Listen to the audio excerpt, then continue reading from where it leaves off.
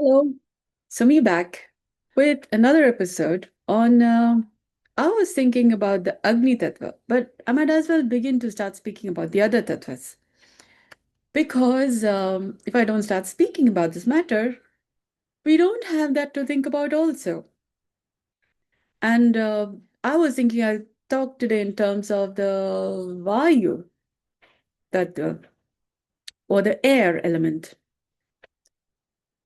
We also have Jala Tattva, we also have Bhumi Tattva. So Agni, Jala, Bhumi, Agni, Vayu, Jala, Bhumi, Akasha, yeah, and Bhuta, spirit, yeah. Akasha will be more like space, okay. So why do we need to cover all of this six? Because we are at least a fine combination of six for all practical purposes. We also have nothing and everything, but to get our head around nothing and everything, it's going to have us become more familiar with six senses: seeing, hearing, smelling, tasting, feeling, knowing, yeah. Which means we would have to get a little more comfortable with regulating our nervous system. So our knowledge is, you can listen to what I'm saying more considerately than going into reaction mode. Because the knowledge, if does not work really well if you're reacting to every other word I say, or every other word anybody is saying. So I've got a sniffle. So I thought we might as well talk about the Vayu Tattva, air. Yeah. Um, so six senses, sensibilities. Then we have earth, water, fire, air, spirit, space, which forms a fine balance between the microcosm and the macrocosm.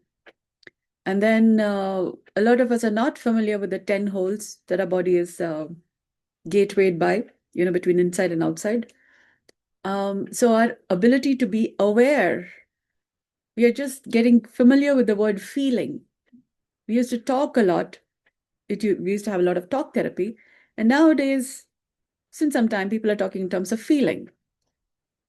Um, Feeling is not sufficient. We also need to come to sensing, where it's not just about emotions, but it's also about what our body can feel, body feeling, so to speak, or body sensation.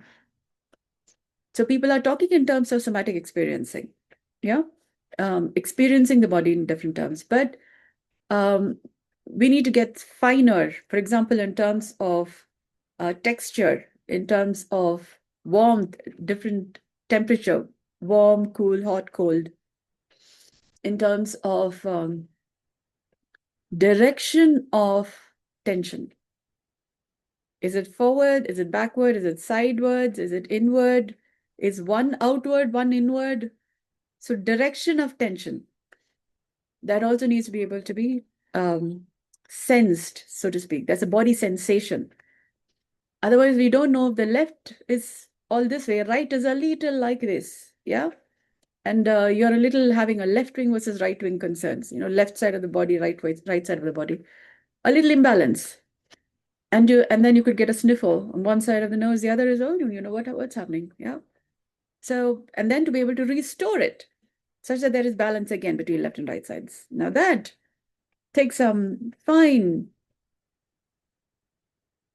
awareness, mindfulness, present moment appreciation, because it's just not about, okay, something is off, so you just fix it. No, everything is related with everything. You don't just, you need to be mindful, aware, and humanely kind to be able to then appreciate the different details and then to restore. Because everything is connected. Well, several fine details without which we are being a cog in the wheel. Yeah. So, movementless yoga has several such fine details. And um, maintaining our own body composition in relationship with the environment is a fine detail that requires um, a certain consciousness, a certain conscience that we are part of a whole. And what does that look like in terms of, let's just say, awareness? Let's talk in terms of the Vayu. If you have a sniffle, like I have a sniffle right now. It could be because there's this sphenoid bone. Now, it's called the sphenoid wings. Now, a skull, meet Mr. Skull. Yeah, just call it skull. Yeah. And skull, um, males, females, we all have. This is our constant partner. Yeah. It's taken humanity a lot of time to evolve the skeletal structure into this form. Oh my goodness. Yeah. So now to show you the sphenoid bone. So in this model, I will show you one cross section there 1 minute. So this is the upper portion. Yeah. So you can see inside. The sphenoid bone is about here, the front portion, yeah, by our face. We call it the temples. Yeah. So there is a bone here, and it is connected with the other side bone here, and they are connected in the center. Yeah. So it's like a bird's wings. Yeah.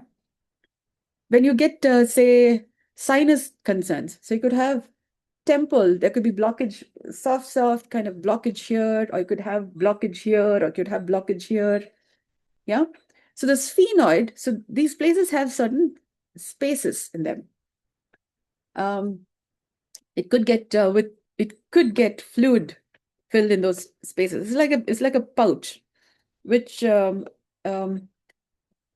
spaces, pockets in the skull, yeah, which could get sometimes filled with fluid if there's inflammation, yeah, and that will feel a little boggy because we need those spaces for sound to go through those air spaces in the skull and then have that resonant kind of a sound.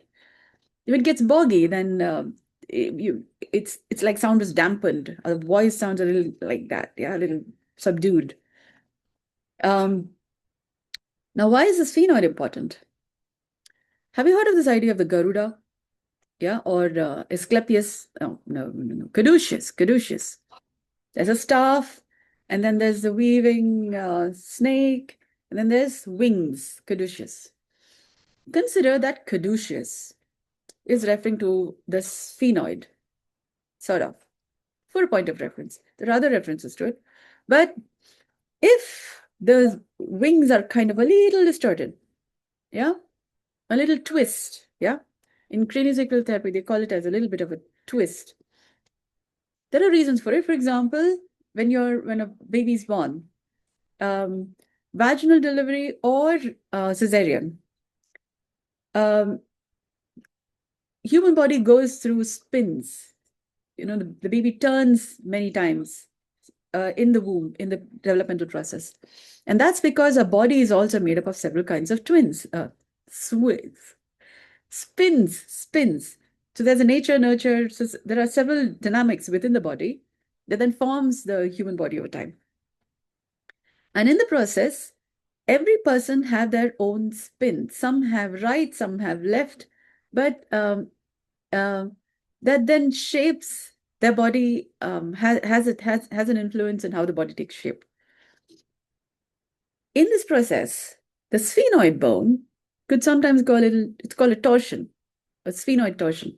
Could be this way, could be slightly off, yeah. And consequently, different people some have migraines, some have sphenoid concerns, some have right side of the body a little out of shape, kind of as they're aging. And that's because it takes something to restore. Sometimes, say if you're having the wisdom tooth concerns, and then there's a difference between left wisdom tooth and right, or say you removed some tooth. If that's the case, then one side is experiencing less support to maintain that side of the body, that side of the face up. And so the skeletal system goes to a little tension, and then there's a little imbalance. Yeah. So that could also happen. Left and right sides of the body are also influenced by the environment. A lot of people